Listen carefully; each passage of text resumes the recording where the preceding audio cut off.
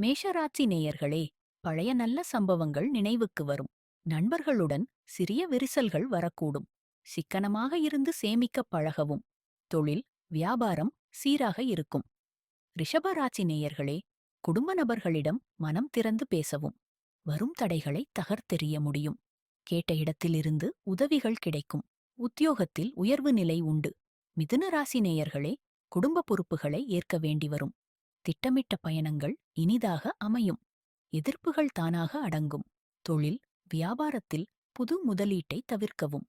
கடகராசி நேயர்களே, குடும்பத்தில் உங்கள் புகழ் ஓங்கும். தெய்வ காரியங்களில் ஈடுபாடு உண்டாகும். பிரியமானவர்கள் பாசமழை பொழிவர். உத்தியோகத்தில் பாராட்டு கிடைக்கும். சிம்மராசி நேயர்களே, யாருடைய கருத்துக்கும் செவி சாய்க்க வேண்டாம். நெடுந்தூர பயணங்களை தவிர்க்கவும். அனாவசிய செலவுகளை குறைத்துக் கொள்ளவும். தொழில், வியாபாரத்தில் சாதிக்க முடியும். கன்னிராசி நேயர்களே, மனதில் இருந்து வந்த குழப்ப நிலை நீங்கும். எதிர்பார்த்த பணம் கைக்கு வந்து சேரும். நண்பர்களிடம் விட்டுக் கொடுத்து போகவும். உத்தியோகத்தில் சில சலுகைகள் கிடைக்கும். துலாம் ராசி நேயர்களே, குடும்பத்தில் சுப நிகழ்ச்சிகள் நடக்கும்.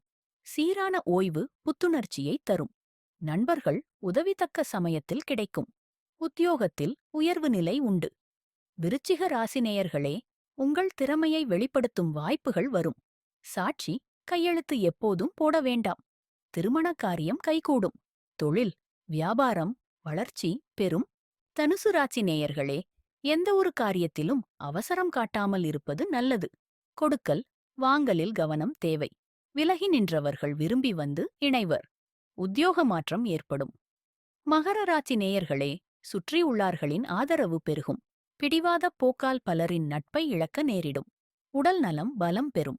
தொழில், வியாபாரத்தில் மந்த நிலை இருக்கும். கும்பராசி நேயர்களே, பொருளாதார நிலை சீராகும்.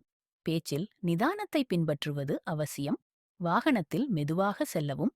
தொழில், வியாபாரத்தில் போட்டியிருக்கும்.